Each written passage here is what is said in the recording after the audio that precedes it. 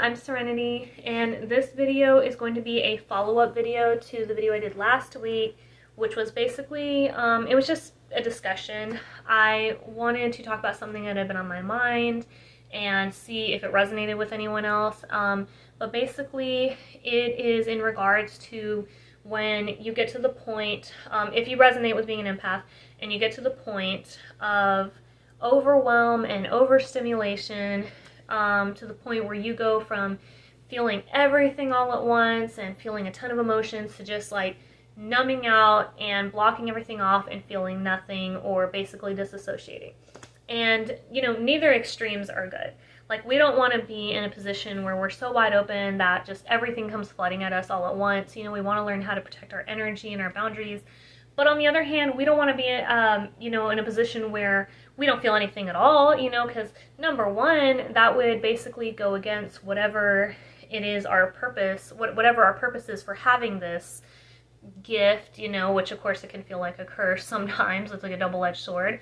But either way, it's something that we have that we're supposed to be utilizing, and we can't utilize it if we're just blocking it out and acting like we don't have it or it's not there. And also, that's just not good for our mental well-being. It's not good for ourselves. It's not good for anyone that we might be around that we could assist, or our higher purpose, our higher calling. So, yeah, I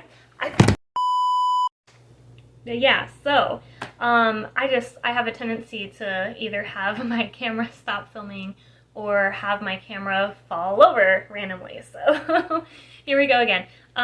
So anyway, I've said this before, but I'm not an expert at any of this. I am still learning and still practicing, and I don't always get it right, and there are days where I do still get overwhelmed and overstimulated, and I don't even think to try to do any of the things I'm supposed to do to help myself get better.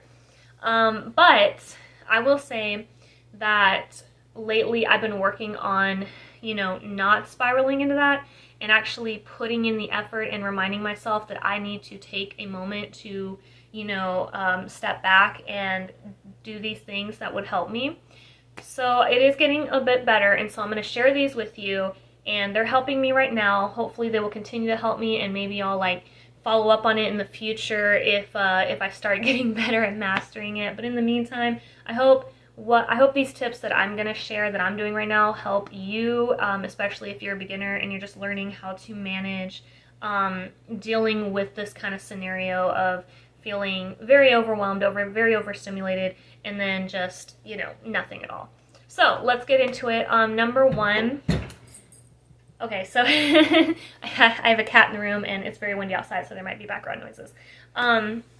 So number one, as an empath, we tend to feel, I don't know, you know, we might not always be in this position, but we may tend to feel like we are the only ones in the room, and sometimes we may be, who feel what's going on energetically, or we can physically catch a situation that like everyone else is ignoring, or no one else is, you know, recognizing as a problem, or just, you know, someone getting talked over, ignored, whatever the case may be. That's something that we tend to, I guess, observe as empaths. So number one, when you're already in a position of feeling very overwhelmed, very overstimulated, and all of a sudden you find yourself in that scenario as per the usual, where you see something going on, and maybe your first reaction is to ignore it, or your first reaction is to like, I don't want to deal with this, like, nope, I choose not to do this, or something. If you can stop and take just a few minutes, or just a minute, take a moment to assess the situation. You want to look at every angle and decide in that moment, is this something I absolutely need to get involved in? Am I the only one for this job? Or can this work itself out, even though it'd be helpful if I stepped in right now? Can this work itself out to the point where I don't need to get involved and overwhelm myself? And so if it turns out that it's something that can just work itself out, good, take a breath, step back, and only get involved if you absolutely feel like you need to get involved, right? If for some reason it's something you absolutely have to get involved, like for me, I'm a mom, and I'm a mom of like homeschool kids, so they're home with me most of the time. And basically I'll have these moments like that where very overwhelmed. I'm like, does this really need my attention? And, 8 to 9 times out of 10, yeah, it's going to need my attention. Sometimes, especially with my kids getting older, sometimes it can work itself out. Other times, no.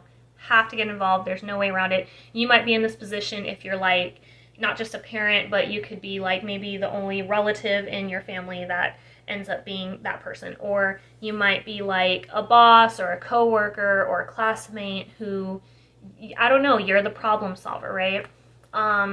And again, that can be that's like a double-edged sword. Like, it's a good thing, but it's also not a good thing sometimes. So if it needs your attention, take a deep breath and decide what kind of attention does it need. How much effort do you absolutely have to put into it without basically breaking your back, overwhelming your energy and your senses, etc., etc. And someone pointed out to me recently that sometimes a solution is as simple as acknowledgement. Sometimes you don't have to actually do anything. Sometimes you don't even have to talk if you're feeling like you don't want to talk. Sometimes sometimes the simplest solution is literally just to acknowledge what's going on or acknowledge a person who might be going through an issue. So I can attest to that because I have been in a position before. I've actually been this one. Like, I've been on both sides of it. I've been the one who's kind of like being ignored and talked over or talked around. And then I've been the one who's in a group of people who is talking around and ignoring another person in the group.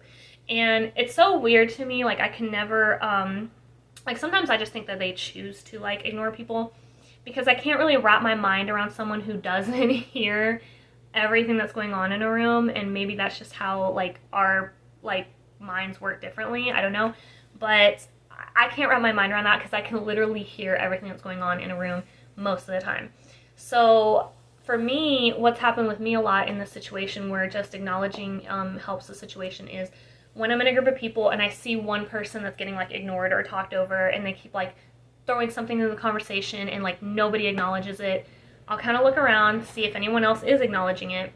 And when I see that no one is, I kind of like make eye contact with that person. And I'm like, hey, I see you. I heard you. I see you. And, you don't have to say that.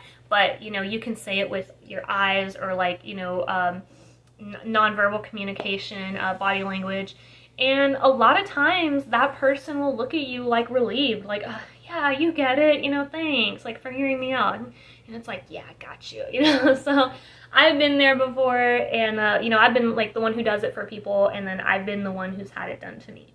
And that could literally be it. That could be the solution, and then you can just, done with that, and then move on about your day, and there's no other problem. You know what I mean? So basically, you kind of just have to use your best judgment in whatever situation comes up. And to follow up, whenever you've assessed the situation and decided whether or not you need to get involved, how you should follow that up, which would be step 2, is to take a deep breath. Everyone says it, but it's very important. Breathing is life.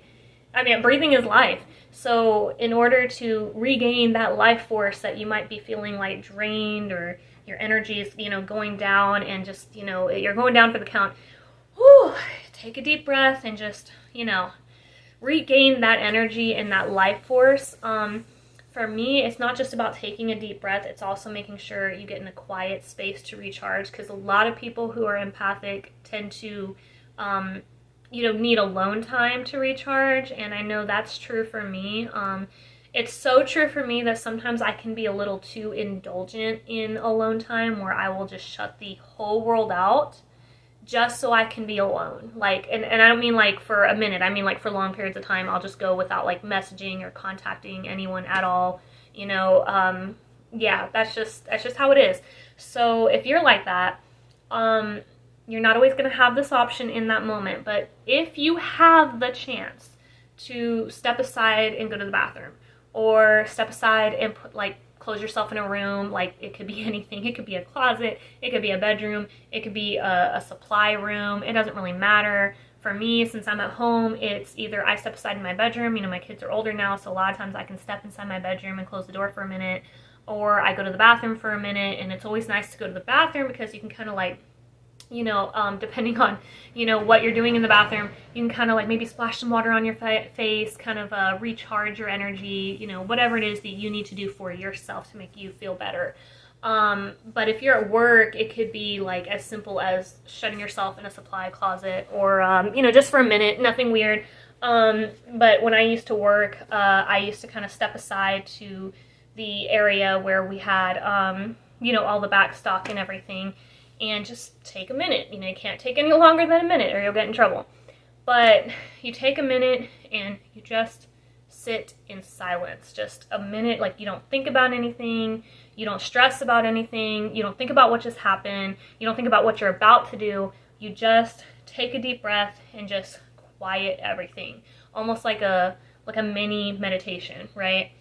And then once you've done that, and you have to go back to your whatever it is you were working on, or back to work, back to mom duty, it doesn't matter what it is, whatever it is you're doing that you got to get back to, go about your business, go about your day.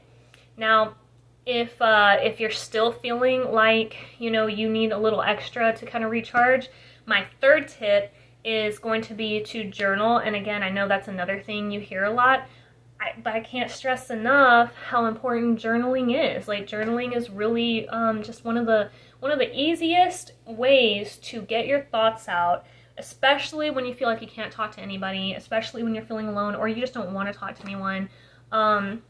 You literally can either write down the problem that you assessed, whether or not you offered a solution. You can just write it down like, hey, I saw this one thing and it bothered me, and this is what I did about it. Or you could say, I assessed this one situation, or I saw this one situation, it bothered me, I didn't do anything about it because whatever. Or you could say, I'd like to revisit this situation and here's why, and here's what I could do to help or not help or whatever.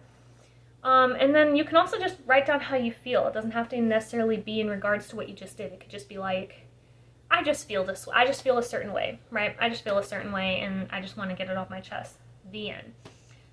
So if you ever have the time to just sit and just jot it down, sometimes I will have a notebook with me that I have on me to literally just jot like a sentence down of something that like I saw or acknowledged, kind of like a little note.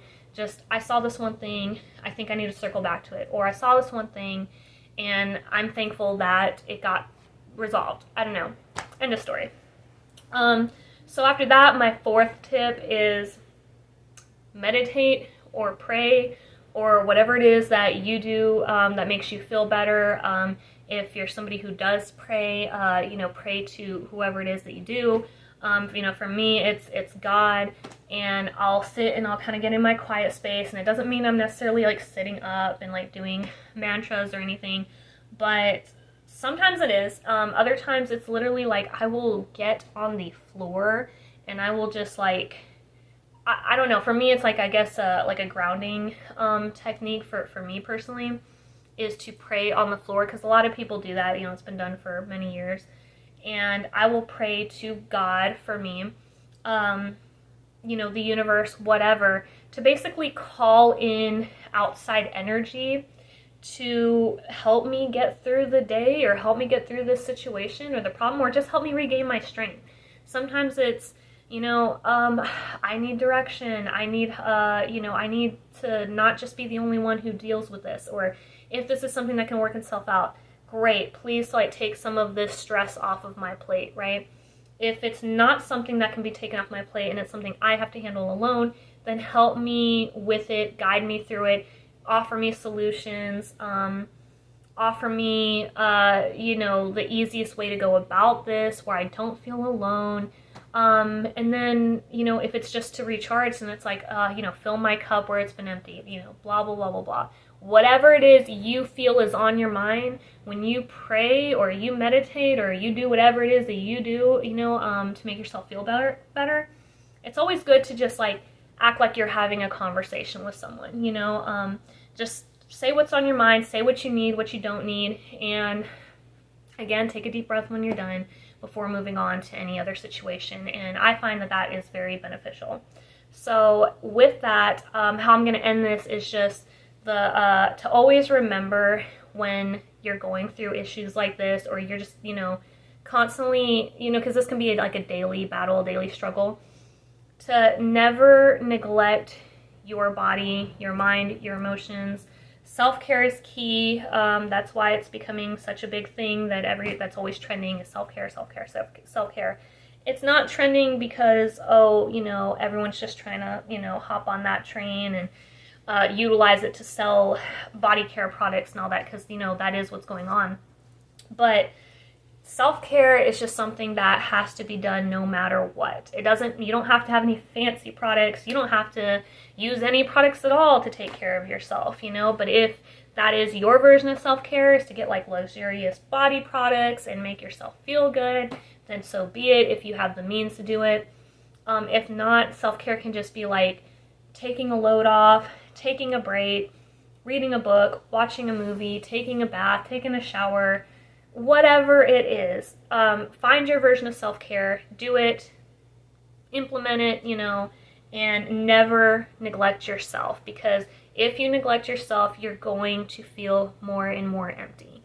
You're going to automatically shut down. You're not going to want to acknowledge anything that's around you, even with these like even with the step-by-step process that I just discussed. It's going to be nothing to you if your cup is empty and you have nothing in you to give. You have nothing in you to give to yourself. You have nothing in you to give to other people. So just never neglect your self-care and your well-being.